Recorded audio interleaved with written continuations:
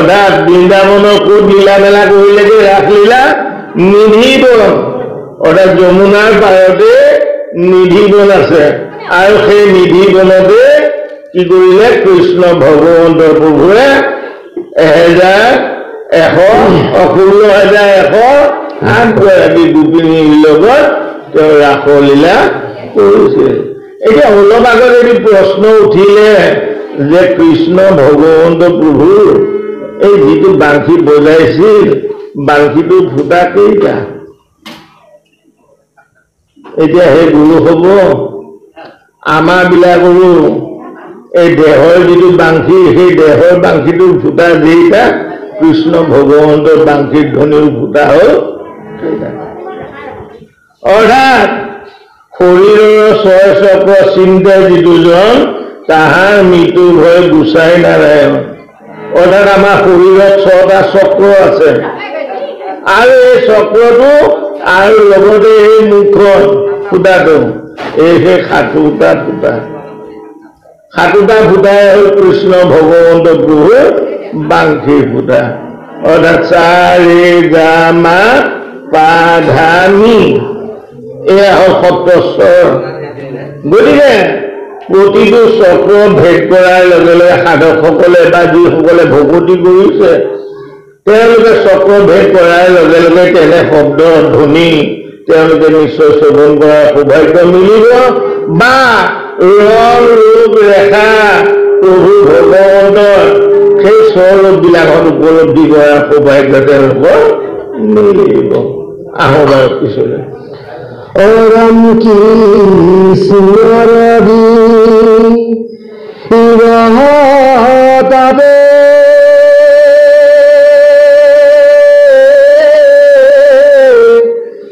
পাপ গৈল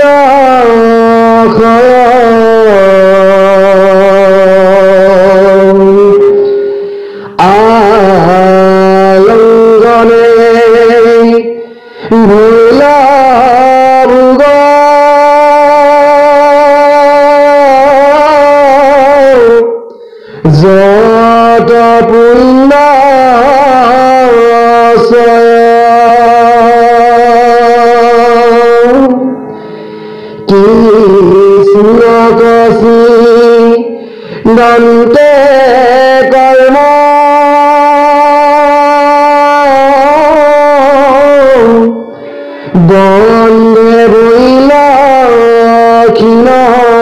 ক্ষীণ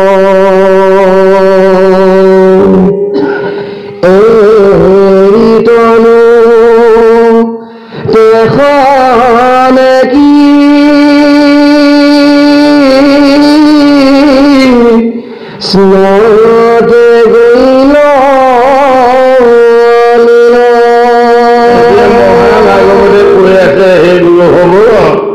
কৃষ্ণৰ বিৰহে তাপ পাপ গৈল ক্ষয় আলিংগনে ভৰিলে ভোগ যত পুণ্য ছয় কৃষ্ণক চিন্তনে কৰ্ম বন্ধে ভৰিল ক্ষীণ এৰি তনু তেখনে কৃষ্ণক গৈল ক্ষীণ। এই যে আজি সাধু গুৰু বৈষ্ণৱসকলে মহাভাগৱতে ইয়াত শ্ৰৱণ কৰিব বিচাৰিছে এই শ্ৰৱণ কৰাৰ নিশ্চয় উদ্দেশ্য এটা থাকিব লাগিব যে কৃষ্ণ ভগৱন্তৰ কথা শ্ৰৱণ কৰিলে সাধু সংগ কৰিলে বোলে মহাপুৰুষ শ্ৰীমন্ত শংকৰ গুৰুজনে কৈ গৈছে সাধু সংগ অনুসৰা শ্ৰৱণ কীৰ্তন কৰা পৰিহৰা পাখণ্ড আছে 365 দিনে হ'ল এটা বছৰ আৰু এটা বছৰৰ ভিতৰত আজি উদ্যোক্তাসকলৰ অশেষ চেষ্টাৰ ফলত আজি ইয়াত এই মহাভাগৱত কৃষ্ণ ভগৱন্তৰ কথা আমিবিলাকে শ্ৰৱণ কৰা সৌভাগ্য ঘটিছে। বাকী দিনকেইটা আমাৰ ঘটিছে নে বাৰু ভগৱন্তৰ প্ৰভুৰ কথা শুনিবলৈ? নাই, নিশ্চয় সকলোটি এনেকে একেলগে পঢ়া সৌভাগ্য আমাৰ মিলা নাই। কিন্তু আজি পৰম সৌভাগ্যৰ দিন যে আজি পৰম প্ৰভু ভগৱন্তৰ নিশ্চয় কৃপা দৃষ্টি আছে। সেই কৃপা দৃষ্টিৰ ফলত আজি সকলো সাধু গুৰু বৈষ্ণৱসকল আই মাতৃসকলক দৰ্শন লাভ কৰা হৈছে আৰু ঈশ্বৰমূৰ্তিসকলে বিভিন্ন প্ৰান্তৰ পৰা আহি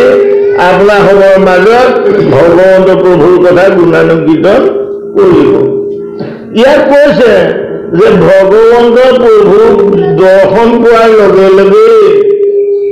ভগৱন্ত প্ৰভুৰ মুখত সদায় ঈষৎ হাঁহি এটা থাকে, আৰু এই ঈষৎ হাঁহিটো যিটো বেকা হাঁহি, বেলুৱা হাঁহি, ঈষৎ হাঁহিটোৱে কি কৰে, উৰণ বুৰণ গজন ভৱন চাৰিওমুখি জীৱকে মুহি পেলায়। আৰু তেওঁৰ মুখৰ যিটো জ্যোতি, চন্দ্ৰৰ পূৰ্ণিমাৰ চন্দ্ৰৰ যিটো জ্যোতি, তেওঁৰ মুখৰ পৰা সেই জ্যোতিটো প্ৰকাশিত হয়। তেওঁক দৰ্শন কৰাৰ লগে লগে বোলে মায়া মোহ গোটেই এইবিলাক কামৰ ক্ৰোধ লোভ মোহ মদ মাচুৰ্যকে আদি কৰি গোটেই এইবিলাকে আমাৰ বোলে হেনো বিনাশপ্ৰাপ্ত হৈ হৰণ হৈ গুচি যায়। গতিকে এনেস্থলত যদি গোপিনীসকলক আকৌ আলিংগন কৰে, তেতিয়ানো বাৰু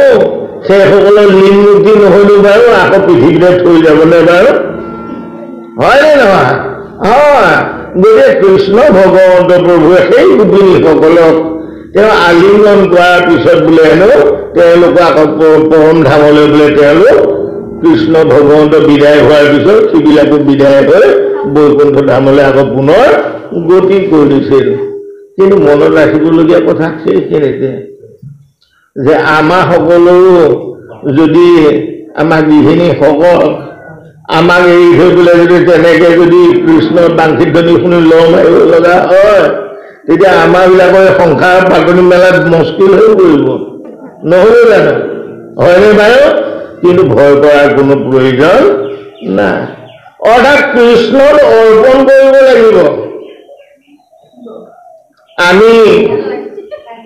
মহাপুৰুষ শ্ৰীমন্ত শংকৰ গুৰুজনাই যি নৱবিধান ভাগৱত ধৰ্ম হ'ল ৮১বিধ ধৰ্ম, আৰু এই ৮১বিধ ধৰ্মৰ ভিতৰত ৮০বিধ ধৰ্ম হ'ল গুণময় ভকতি। কেৱল মাত্ৰ এবিধ হ'ল নিৰ্গুণ ভকতি, আৰু সেই নিৰ্গুণ ভকতিত আশ্ৰয় গ্ৰহণ কৰিবলৈ হ'লে আমি আত্মনিবেদন কৰিবই লাগিব। জানে আপোনালোকে যে ৩৩ কোটি দেৱ দেৱতাই বলি খায়, বলি খালেহে তেওঁলোকৰ বোলে পূজা সফল হয়, সাৰ্থক হয়। কৃষ্ণ ভগৱন্ত প্ৰভু দেৱৰো দেৱতা, হয়নে নহয় বাৰু? তেওঁ দেৱৰো দেৱতা নহয় জানো ভগৱন্ত প্ৰভু? বোলে তেওঁ বলি খায়নে নাখায়? কৃষ্ণ ভগৱন্তই দেৱলোকে যদি স্বৰ্গৰ দেৱলোকে যদি বলি খালেহে সন্তুষ্ট হয়, তে দেৱৰ দেৱতা প্ৰভু ভগৱন্তই বলি খায় নাখায়? আপোনালোকে অসুবিধা পাইছে চাগে, ভাইয়া মানে মানুহটো কোলা কথাবিলাকো অকণমান কোলা কোলাকে পটপটকে যায় দিয়ক। কিন্তু প্ৰভু ভগৱন্তই বলি খায়, কিন্তু কি বলি খায়? আত্মনিবেদন। অৰ্থাৎ প্ৰত্যেকে নিজৰ দেহটো প্ৰভুৰ চৰণত নিবেদন দিব লাগিব। তাতে ভাগৱতত কৈছে যেনে মধ্যে মতুৱাল কপিৰ সনসিটো আছে নাই কিছু নৈ মদাহী এটাই অভাগে যেতিয়া মদ খাই দিব, কাৰ বদলি লুটি খাই পৰি আছে, দেহৰ জ্ঞান নাই, কি কাপোৰ পিন্ধি আছিল তাৰো জ্ঞান নাই। ঠিক একান্ত ভকতসকলে কৃষ্ণ ভগৱন্ত প্ৰভুৰ নাম যেতিয়া জপ কৰি থাকিব, নাম লৈ থাকিব, তেতিয়া তেওঁৰ দেহটো তাৰমানে মই নাই ভাৱটো হ'ব লাগিব। মই নাই ভাৱ যেতিয়ালৈকে নহয়, তেতিয়ালৈকে জীৱাত্মা আৰু পৰমাত্মাৰ মিলন সাধিত নহ'ব। কাৰণ প্ৰত্যেকৰে ঘৰতে ঘৰতে আত্মা নাম বিৰাজমান কৰি আছে। আমি নাম ল'ব লাগে আত্মাক, হয়নে নহয়? আমাক যিজন প্ৰভু ভগৱন্তই, মন কৰিব, যিজন প্ৰভু ভগৱন্তই আমাক খুৱাইছে, বোৱাইছে, পিন্ধাইছে, উৰাইছে, ফুৰাইছে, চকাইছে, সেই পিতাজনক পিতাইনো বুলি যদি বাহিৰত আমি পিঠা পিঠা কৰি চিঞৰি থাকো, কোনোবা পিতাই আমাক সহায় দিব জানো? দিবনে বাৰু? নিদিয়ে। সেইকাৰণে ভাগৱত ধৰ্মই কৈছে আত্মা ঈশ্বৰক নভজি পামৰ, পামৰ বুলি কৈছে। আত্মাক যি ভজনা কৰা নাই তেওঁক কৈছে পামৰ। আত্মা ঈশ্বৰক নধৰি পামৰ কৰে যত কৰ্ম জানিব যিমান কৰিছে সকলো বিফল নিমিলে কুশল কৰিলো শাস্ত্ৰৰ মন অৰ্থাৎ তোমাক যিজন কিতাই খুৱাইছে বোৱাইছে পিন্ধাইছে উৰাইছে সেই কিতাপজনক বিদায় বুলি বাহিৰত আকৌ তুমি যদি বাৰপুৱাজনে ভুল নাগিলে অভয় চৰণৰ শৰণ লৈলো এই হৰি নাৰায়ণ মানৱী জনম সম্ভল কৰিলো এই হৰি নাৰায়ণ গোসাঁই সেইফালে ক'ব এই তই যে গাইছ গানটো অভয় চৰণত শৰণ ললো বুলি অভয় চৰণত শৰণ ললি জানো সেই মুহূৰ্ততে যদি ফচকে এনেকে ওলাই আহে নাম গালো ৰৈ থাকি মানে তাৰ চাল লাগি দৌৰ ল'ব হয় নে নহয় অৰ্থাৎ অভয় চৰণৰ শৰণ কোনটো কৈছে এই শৰীৰৰ চৰ্যক আমাৰ নামৰ গছডাল আছে তলত সেই তলৰ গছডালক আমি উদ্ধাৰতা কৰিব লাগিব ই 3.5 বেছ পাক খাই পেলাই অধুগামী হৈ আছে তাক যদি আমি কি কৰিব লাগিব প্ৰাণায়ামৰ জৰিয়তে আমি ইয়াৰ তেজ খুলুকাই উদ্ধাৰতা কৰিব লাগিব উদ্ধৱে কেনেকৈ ভকতি কৰিছিল আমিও তেনেকৈ ভকতি কৰিব লাগিব নহলে গোটেইখন গালো গালো খোলা কুটি তাল হ'ব এতিয়াই ধৰা পৰিব ইয়াত গোপিনীসকলক অকণমান সুধি দিছোঁ গোপিনীসকল আপোনালোকে ভাদমহীয়া নাম গায় নহয় জানো গায় নে নেগায় চাব দেই মোৰ মুখৰ পৰা খোলাই নহ'ব বোলে এই কোলা মাষ্টৰটোক মাতি আনিছোঁ সি বুকি থাকা আমি শুনি থাকোঁ আপোনালোকে অকণমান সহায় কৰিব এতিয়া ভাদমহীয়া নাম গাওঁতে এষাৰ নাম গায়নে নামে গংগাৰ জল চৰণে কমল বৈ আছে হৃদয়ৰ মাজে গায়নে বাৰু গায় বোলে নাম কেনেকুৱা বুলি কৈছে যে মানুহবিলাক দিন নাই ৰাতি নাই অবিৰামভাৱে হাজাৰ হাজাৰ লক্ষ লক্ষ মানুহ গংগাত স্নান কৰিবলৈ গৈ আছে আৰু গংগাত স্নান কৰিলে কি হয় পাপ মুক্ত হয় আমাৰ মহাপুৰুষ গুৰুজনে নামষাৰ কৰিছে নামে গংগাৰ জল তেনেকুৱা পবিত্ৰ ৰাম নামো হ'ল তেনেকুৱা পবিত্ৰ আৰু এই ৰাম নাম ক'ত আছে বৈ আছে হৃদয়ৰ মাজত এতিয়া অকণমান দেখুৱাই দিব লাগে আপোনালোকে এই হৃদয়ৰ মাজত বৈ থকা গঙা কোনখন দিয়ক নামষাৰ গালেই নহ'ব আপোনালোকে ঘোষাত গায় জানি নামে শৰণে ঘোষাত গায় যদি সোধে বোলে কিনো নাম জানিলি হয়নে বাৰু গোটেই আপোনালোকে যি নামে গোৱা নহওক কিয় জানি নামে পখিলো শৰণে জানি পেলাইহে গাব লাগে এতিয়া আপোনালোকৰ হৃদয়ৰ মাজত বৈ থকা গঙা কোনখন বাৰু নাজানে নহয়নে বাৰু হ'ব দিয়ক বাৰু এতিয়া আমাৰ বোপাইসকলক পাওঁ আৰু নাম আছে বুলি বৈকুণ্ঠলৈ গলো ভাবোতে নাম হৃদয়তে পাইলো নেগাই জানো গুৰুসকল গায়নে নেগায় বাৰু গা এতিয়া হৃদয়ত আমাৰ নাম গোৱা হয়নে বাৰু নে আমি এনেকৈহে গাই থৈছোঁ হৃদয়ত গোৱাৰ নামটো আমি জানিব লাগিব হৃদয়ত কৃষ্ণ ভগৱন্ত থাকিল ভিতৰত আৰু আমি নাম গালো ক'ত বাহিৰত গোৱাটো কৈছে বহিৰংগ ভকতি আৰু হৃদয়ত গোৱাটো কৈছে অন্তৰংগ ভকতি বহিৰংগ ভকতি হ'ল গুণময় ভকতি আৰু অন্তৰত গোৱা ভকতিটো হ'ল নিৰ্গুণ ভকতি য'ত নেকি কি নাম লৈছে মোৰ এই ইন্দ্ৰিয় বৰ্গ দেৱতাবিলাকেও গম নাপায় বায়ু মই ধাৰণ কৰি আছো লৈ আছো গম নাপায় গতিকে তেনে নামক আমি আশ্ৰয় কৰিব লাগে হয়নে নহয় আজি আপোনালোকে নিজৰ ইচ্ছামতে বাৰু এয়া ভাগৱতলৈ আহিছেনে বাৰু আইসকল আপোনালোকে নিজে আহিছে নহয় জানো নে কোনোবা ঠিকে গোটেই লৈ আহিছে নিশ্চয় আপোনালোকে নিজে আহিছে কিন্তু মনত ৰাখিব আপোনালোকে কোনেও নিজে অহা নাই কোনেও নিজে আহিব পৰা শক্তি আপোনালোকৰ মুঠেই নাই কাৰণ আপোনালোকৰ মাজত পৰম প্ৰভু ভগৱন্তই যদি উশাহ নিশাটো দি নথয় পৰম প্ৰভু ভগৱন্তই যদি এই ৰতিটো কৰি নাথাকে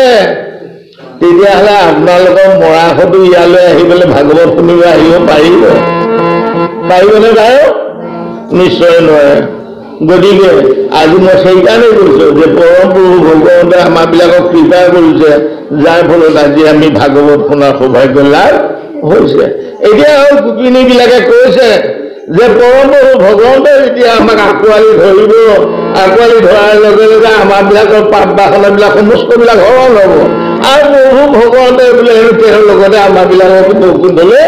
গতি কৰাব বুলি পেলাই কৈছে লীন হ'ব বুলি কৈছে আহক আপনি আহিলে গাহস্থ ধৰ্মৰ যে পঞ্চযজ্ঞৰ যে কথা ক'লে সেই যজ্ঞ আৰু আপুনি কোৱা যজ্ঞৰ মাজত পাৰ্থক্যটো কি হয় বাইদিক সভাৰ যজ্ঞ কেইটামান আছে সেই যজ্ঞকেইটাৰ কথা ইয়াত কোৱা নাই গীতাই যজ্ঞ এভাগৰ কথা কৈছে অপানি যুৱতী প্ৰাণা অপানি যুৱতী প্ৰাণা প্ৰাণা প্ৰাণা তথা পৰে আমাৰ প্ৰত্যেকৰে মাজত মন কৰিব খুব সুন্দৰ কথা উলিয়াইছে আমাৰ প্ৰত্যেকৰে মাজত এটি অবিৰাম যজ্ঞ চলি আছে সেইটোকে কৃষ্ণ ভগৱন্তই অৰ্জুনক কৈছে হেয়া অৰ্জুন তোমাৰ দেহটো হ'ল তালবীয়া সহে মৰা তুমি কৈছা ভীষ্ম পিতামহ মৰিব মই কাঁড়ে মাৰি পেলাই মহাভাৰতৰ যুদ্ধত ভীষ্ম পিতামহক মাৰিম আৰু পিতামহ মাৰাৰ লগে লগে মোৰ পাপ লাগিব কিন্তু তুমি চোন মৰিয়ে আছা তুমি হ'লে তালবীয়া সহ আৰু তোমাৰ মাজতে মই ৰমণ কৰি আছো কাৰণে তুমি চৈতন্য হৈ আছা সেই ভীষ্ম পিতামহ মই তেওঁৰ মাজত ৰমণ কৰি আছো কাৰণে তেওঁ কি হৈছে চৈতন্য হৈ আছে হয় এতিয়া কৈছে অপানী যুৱতী প্ৰাণা এই যে পাণ আৰু অপানৰ যজ্ঞটো পাণ আৰু অপানৰ যজ্ঞটো কোনে কৰাইছে গুৰুসকল আই মাতৃসকল এই যে আপোনালোকে উশাহ নিশাহ লৈ আছে একে ভাগি দিছো ভেগ উশাহ নাই মই একো এই যে আপোনালোকে উশাহ নিশাহ লৈ আছে উশাহ নিশাহটো আপোনালোকে নিজেই লৈছে নহয় জানো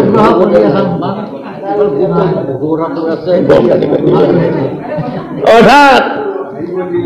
আপোনালোকে কোনেও উশাহ নিশাহটো বুকুত হাত দি ক'ব নোৱাৰে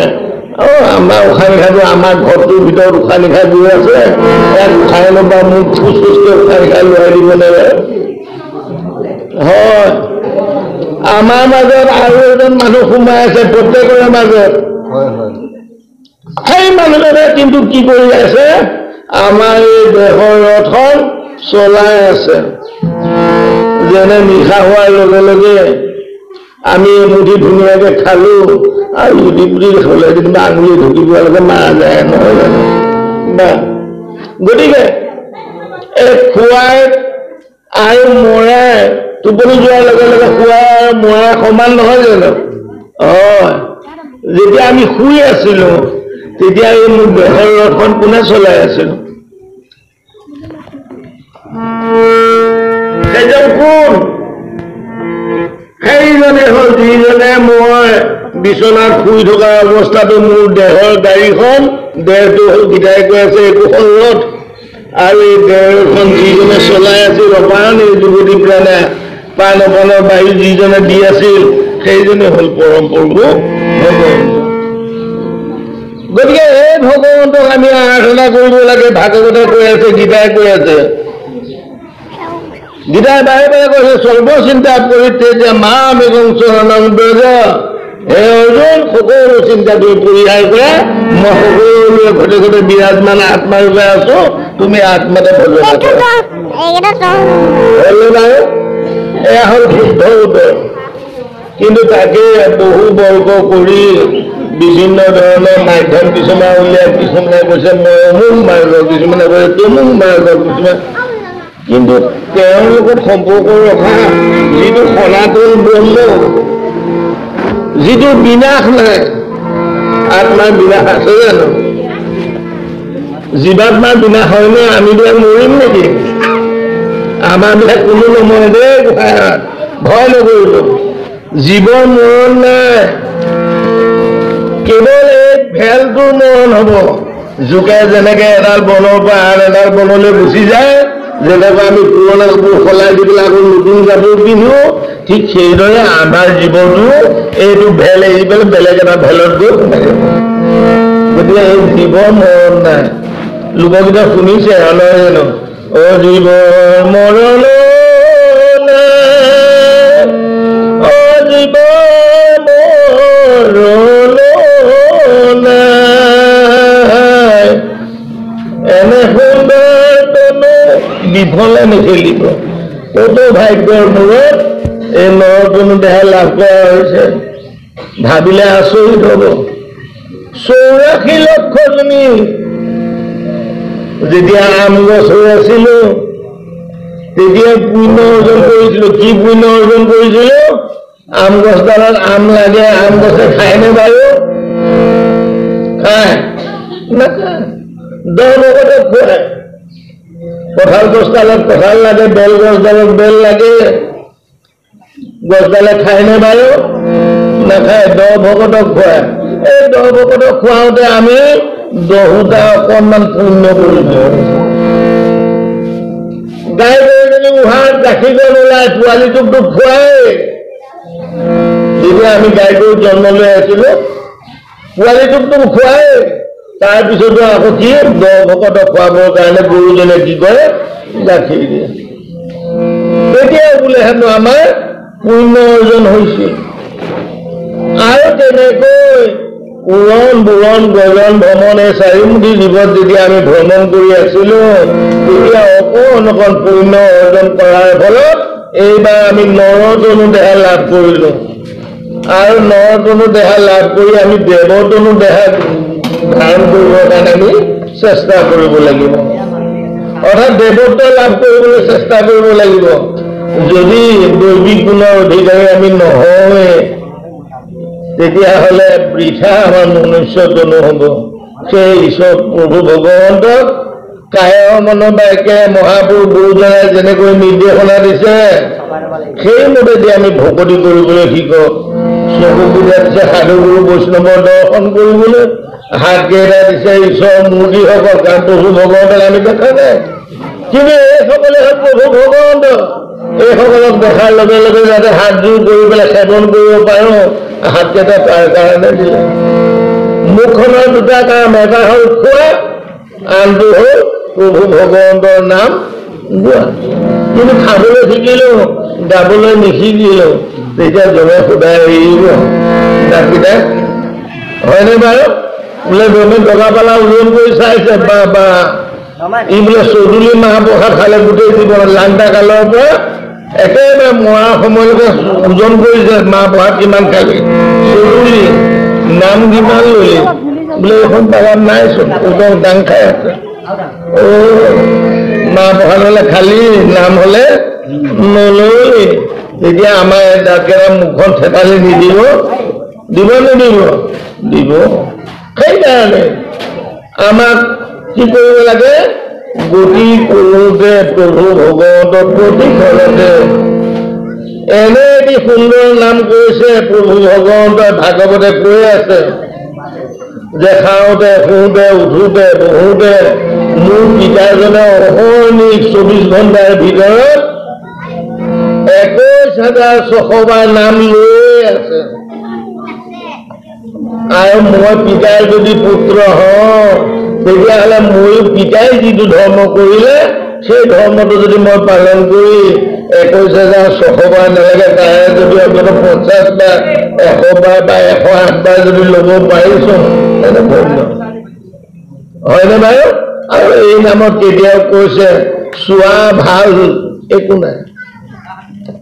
আমাৰ বিলাকে যেতিয়া বিহুচি হয় তেতিয়া প্ৰভু ভগৱন্তই নকয় এইদিন এতিয়া চোৱা লাগিব মই অহা যোৱা নকৰো দে কয় নেকি বাৰু বোলে বোকাসকল যেতিয়া পায়খানালৈ যাব বোলে এতিয়া দুৰ্গন্ধ হ'ব মই অহা যোৱা নকৰো দে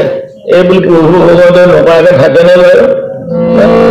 সেইকাৰণে কৈছে প্ৰভু ভগৱন্তৰ দয়াময় কৰোণাময়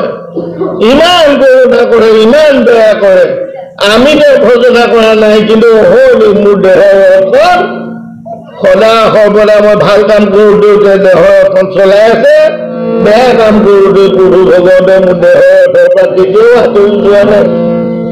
গতিকে এনেজন কৰোণাময় ভগৱন্তক আমি সেৱন পূজন কৰিব লাগে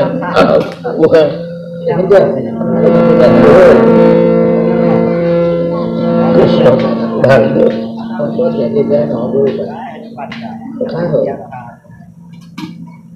অৱস্থা প্ৰভুৱে আমাক যেনেকৈ ৰক্ষা কৰি থাকে ডাক্তৰটো অৱস্থা এতিয়া যেনেকৈ প্ৰভুৱে প্ৰতি মুহূৰ্ততে ৰক্ষা কৰি আছে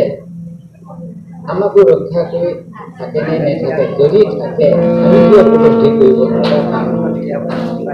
এতিয়া আত্মা আমাৰ বেদলৈ আহিব এতিয়া আপোনাৰ কথাষাৰ আত্মাই কৈছে নৈব কৰিব নকৰে মই কাকো কৰ বুলিও নকওঁ আৰু নিজে হলে ময়ো নকৰা গম পাইছিলে কথাটো যে শীততে থাকি প্ৰত্যেকৰে শীততে থাকি প্ৰভু ভগৱন্ত আত্মাই আনে কাকো কেতিয়াও নকয় তই এইটো কৰ এইটো নকৰিবি কেতিয়াও নকয় কেৱল শীতসূত্ৰ থাকে তোক নৰদলি দেখা দিলো তইনো কি ভাল কৰিছ বেয়া কৰিছ খালি আমাৰ ইয়াত 14জন সাক্ষী দি দিলে 14জন সাক্ষী দি তেওঁ কেৱল মোৰ কৰ্মফলটো লিখি আছে দিনটোত কি কি ভাল কাম কৰিলো বেয়া কাম কৰিলো দেই তেওঁ কেতিয়াও কৰ বুলিও নকয় আৰু নকৰিবি বুলিও নকয় গতিকে আমি যিহেতু জানো যে পৰম প্ৰভু ভগৱন্তৰ আমি একো একো সন্তান সদা সৰ্বদা কেৱল আমি যদি মনত ৰাখো যে মই পিতাৰ ধৰ্মটো পালন কৰাটো মোৰ কৰ্তব্য কাৰণ মাতৃৰ উদৰত যেতিয়া জুলুঙাটোৰ ভিতৰত থু খেকাই গু মুখ লগ লাগি পেলাই যেতিয়া জুলুঙাটোৰ ভিতৰত সোমাই আছিলো তেতিয়া প্ৰভু ভগৱন্ত আঁঠুকাই পেলাই কৈছিলো হে প্ৰভু ভগৱন্ত তুমি যেনে তেনে নৰকৰ দ্বাৰৰ পৰা মোক বাঢ়ি কৰি দিয়া দুবাৰ খাম আৰু 3বাৰ তোমাৰ নাম ল'ম কিন্তু যে ভূমিষ্ঠ হলো পৃথিৱীত পৰিলো পৃথিৱীত পৰাৰ লগে লগে বিষ্ণু মায়াৰ লগ লগে মুখখনে কৈছে খাওঁ খাওঁ চকুকেইটাই কৈছে চাওঁ চাওঁ হাতকেইটাই কৈছে লওঁ লওঁ ভৰিকেইটাই কৈছে যাওঁ যাওঁ গোটেই অৱস্থাটো যেতিয়া প্ৰাপ্ত হৈ গ'ল কেঁচুৱাটোৱে ভয় খাই গ'ল ইন্দ্ৰিয়বিলাক যদি জাগ্ৰত হৈ গ'ল ভয় খাই গ'ল টেৱা টেৱা কৰি কান্দিবলৈ ল'লে আৰু আমি মায়াবাদী মানুহবিলাকে কি বুলি কওঁ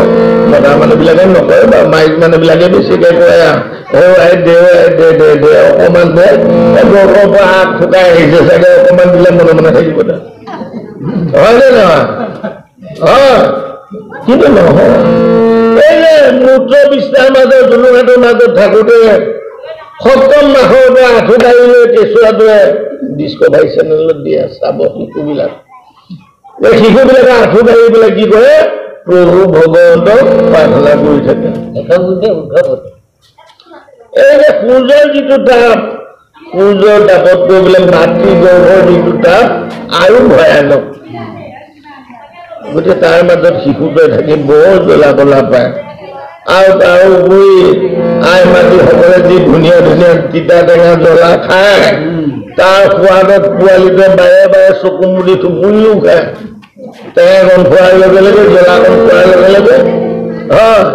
গতিকে যেনে তেনে প্ৰভু তুমি মোক বাঢ়ি কৰি দিয়া যে 2বাৰ খাম আৰু 3বাৰ তোমাৰ নাম ল'ম কিন্তু এতিয়া গুৰুসকলে লৈছে যদি নাজানো আহে পাপী মুদি মনো